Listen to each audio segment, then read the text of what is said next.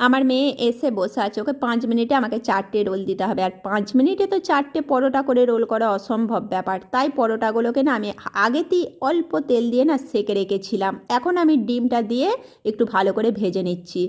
আগে আমি বেশি তেল দিইনি, কারণ দুবার তেলটা হলে অনেকটা তেল বেশি পড়ে যাবে, তেল অত তো খাওয়া ভালো নয়। তারপর দুটো খুন্তি করে কেন চেপটে নিলাম জানো তো? আমি একটা ডিমকে দুটো পরোটার মধ্যে ভাগ করে দিয়েছি।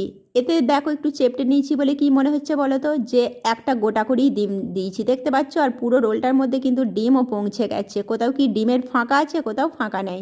আর আমার তাওয়াটা কি তোমরা লক্ষ্য করলে? ওটা হচ্ছে প্রেস্টিজের তাওয়া, 7 বছর ব্যবহার করছি, এক ফোঁটা না ধরা চোঁয়া কিচ্ছু নাই ওতে। ধোসা বলো যাই বলো এত ভালো হয় না, তাই ভেবেছি এবছর আমি একটা পুরো সেট কিনে নেবো।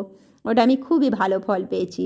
তারপর কেন আমি রোলগুলোকে এইভাবে প্লেটের মধ্যে রাখছি জানো তো? বাইরে পেপার যা নোংরা হয়, আমি সেই জন্য পেপার দিই না, আমার মেয়ে প্লেটেই খায় এইভাবে।